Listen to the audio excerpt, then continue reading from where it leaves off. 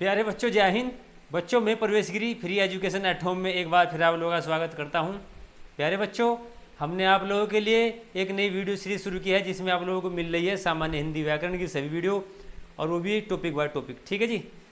और इसी क्रम में जो आज हमारा नया टॉपिक है वो है जी हमारा विराम चिन्ह। विराम चिन्ह के बारे में आपने पहले भी जरूर सुना होगा। ठीक है जी। आज हम विराम चिन्हों को पूरा डिटेल में पढ़ेंगे विस्तार से।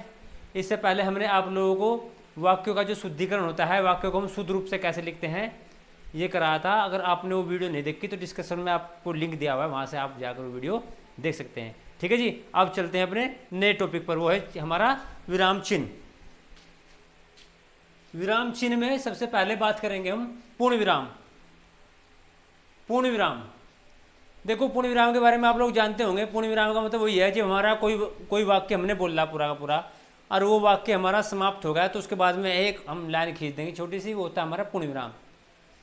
वाक्य की समाप्ति पर पूर्ण विराम, ये पूर्ण विराम का चिन्ह का प्रयोग किया जाता है प्रश्नवाचक तथा विस्मयादि बोधक वाक्यों के अतिरिक्त। देखो, एक तो विस्मयादि बोधक और जो प्रश्नवाचक वाक्य, उनमें ये लगता नहीं, उनमें प्रश्नवाचक चिन्ह लगेगा या विस्मयादि बोधक चिन्ह लगता है, उसमें पूर्ण विराम का चिन्ह नहीं लगता। ठीक है जी। को छोड़कर सभी वाक्यों के अंत में इसका प्रयोग किया जाता है। जैसे सूरज पूरब से निकलता है तो हमारा पूर्ण विराम, कमल पड़ रहा है हमारा पूर्ण विराम आदि, बस इतनी सी बात है। उसके बाद आता है जी हमारा अल्प विराम। ये चिन्ह है हमारा अल्प विराम का, ये हमारा अल्प विराम का चिन्ह है। किसी भी एक वाक्य को पढ़ते या बोलते समय, जब हम किसी वाक्य को पढ़ते हैं या बोलते समय बीच में थोड़ी देर रुकने के लिए अल्प विराम का प्रयोग किया जाए। जब वाक्य को पढ़ते हैं ना तो उसमें कुछ मोड ऐसा होता है कि हम वहाँ कुछ रुकना पड़ता है थोड़ा सा। ठीक है। और रुक कर बोलते हैं हम उसको, तो उसको हम क्या बोलते हैं, अल्प विराम का प्रयोग करते हैं। अल्प विराम बताता है हमें कि भाई हमें यहाँ कुछ रुक कर चलना है थोड़ा सा। ठीक है। जैसे राजा साहसी रुके, यहाँ ईमानदार दयालु लड़का है।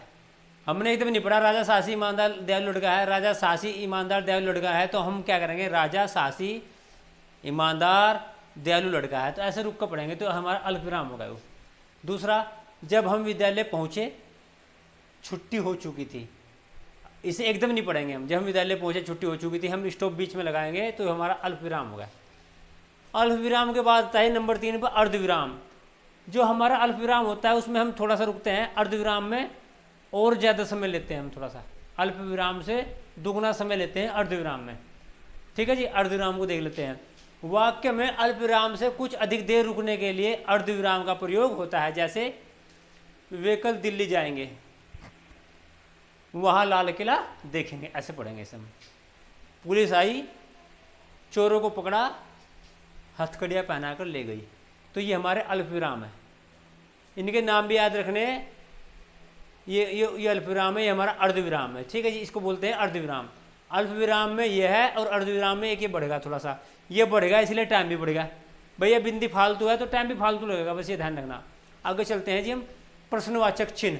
प्रश्नवाचक चिन्ह हमारा ये होता है, और ये चिन्ह वहाँ इस्तेमाल होता है जहाँ हम प्रश्न पूछते हैं। जहाँ भी प्रश्न पूछने की बात होगी तो उस वाक्य के बाद में ये चिन्ह लगेगा। इसका प्रयोग प्रश्न सूचक वाक्यों के अंत में होता है। जैसे उधर कहाँ जा रहे हो, प्रश्नवाचक चिन्ह। तुम हमारे घर कब आओगे, प्रश्नवाचक चिन्ह आदि। अब है जी हमारा योजक चिन्ह। योजक चिन्ह ये छोटा चिन्ह होता है। योजक चिन्ह देख लो, ये पहचान है इसकी। ये चिन्ह दो अलग शब्दों को जोड़ता है। जैसे जीवन में सुख दुख, अब देखो सुख दुख दोनों को जोड़ दिया तो लगे रहते हैं। सोहन रात दिन पढ़ता है। इसके अलावा हो सकता है वह धीरे धीरे देखते ना आप, वह धीरे धीरे खा रहा है। ठीक है जी। तो कुछ शब्द हमारे होते हैं जिनको जोड़ने का जो काम करता है। योजक का मतलब भी जोड़ होता है। योजक का मतलब होता है जोड़ने वाला। ठीक है जी। ये हमारा योजक चिन्ह हो गया। अब बात करेंगे जी अगले पर, नेक्स्ट हमारा निर्देशक चिन्ह। निर्देशक चिन्ह, निर्देशक चिन्ह क्या है, ये थोड़ा सा इससे लगभग दुगना होता है योजक चिन्ह से। निर्देशक चिन्ह योजक चिन्ह से लगभग दुगना होता है।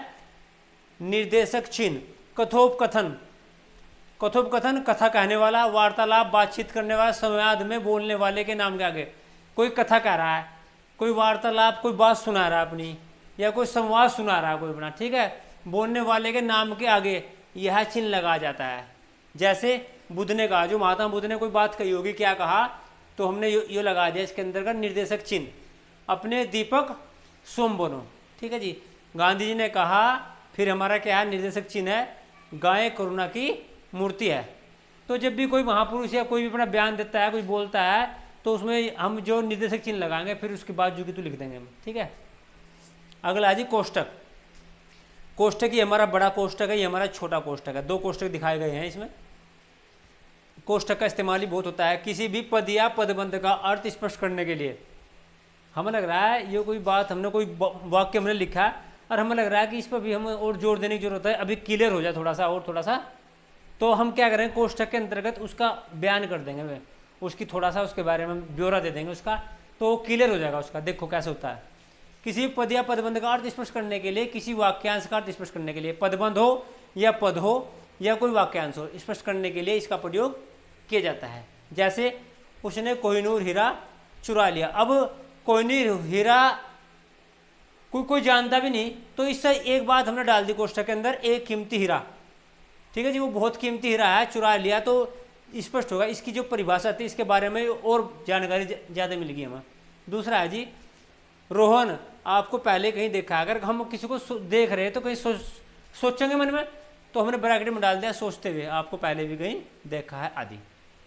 अब आता है जी हमारा उद्धरण चिन्ह, बहुत इस्तेमाल होता है इसका, इन्वर्टेड कोमा बोलते हैं इसको इंग्लिश में, इन्वर्टेड कोमा। ठीक है, ये डबल भी होता है, सिंगल भी होता है, डबल भी बताएंगे आप लोगों को, सिंगल भी बताएंगे। ठीक है, उद्धरण चिन्ह, इस चिन्ह का प्रयोग किसी के कथन को ज्यों का तो उद्गर्त करने के लिए, मान लिया किसी ने कोई बात कही, डायरेक्ट इंडायरेक्ट में बहुत ज़्यादा इसका इस्तेमाल होता है इंग्लिश के अंतर्गत। किसी ने कोई बात कही और उस बात को हम बिना फेर बदल किए हुए उन लफ्जों को हम जुगा तो इस्तेमाल कर रहे हैं, तो वहाँ हम दोनों तरफ इन्वर्टेड कोमा यानी कि ये उद्धरण चिन्ह लगा देंगे। ठीक है जी। जैसे देख लो, महात्मा गांधी ने कहा था, ये लग गया हमारा क्या, निर्देशक चिन्ह। उसके बाद क्या होगा, अहिंसा परम धर्म है, तो ये हमारा दोनों तरफ उद्धरण चिन्ह लग गया।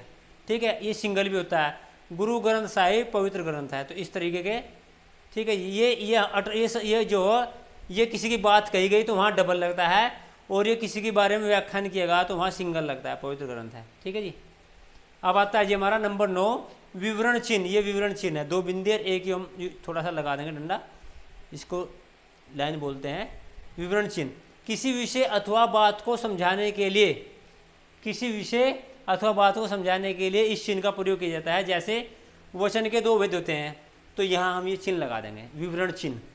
क्या नाम है इसका, विवरण चिन्ह। कौन से भेद होते हैं, एक वचन और बहुवचन। निर्देशानुसार उत्तर दीजिए, ये भी हमारा विवरण चिन्ह होगा आदि। ऐसी जगह हम इसका विवरण चिन्ह का इस्तेमाल करते हैं। देखो इसके ऊपर भी क्वेश्चन आ जाता है, कभी ना कभी आपको सीधा सिंपल वाक्य दे देंगे और वो आपको बोल देगा कि भाई इसमें उद्धरण चिन्ह फिट करो, योजक चिन्ह लगाओ, क्वेश्चन मार्क लगाओ। ठीक है, ये आप लोगों को आना चाहिए, अल्प विराम लगाओ, पूर्ण विराम लगाओ, अर्धविराम लगाओ। तो ये आपको पता होना चाहिए कि कहाँ इसमें अल्प विराम, कहाँ अर्धविराम, कहाँ पूर्ण विराम, कहाँ योजक चिन्ह। ठीक है जी, कहाँ उद्धरण चिन्ह। ये चीज़ इसलिए ये मैं आप लोग कराए हैं, बहुत ही जरूरी है आप लोगों के लिए। अब बात करेंगे हम लाघव चिन्ह, बहुत इंपॉर्टेंट है आप लोगों को, बहुत आसान भी है। जब शब्द को पूरा ना लिखकर उसका संक्षिप्त रूप लिख दिया जाता है। भाई शब्द है पूरा लिखना चाहते, छोटा रूप लिख रहे हैं तो ठहरे गोल घेरे से बिंदी सी है ना गोल गोल, इसको उसके सामने लिख देते हैं, तो वहाँ लाघव चिन्ह का प्रयोग किया जाता है। जैसे पंडित को आपने देखा होगा, पंडित को अधिकतर लिखते हैं प के आगे जीरो लगा देंगे।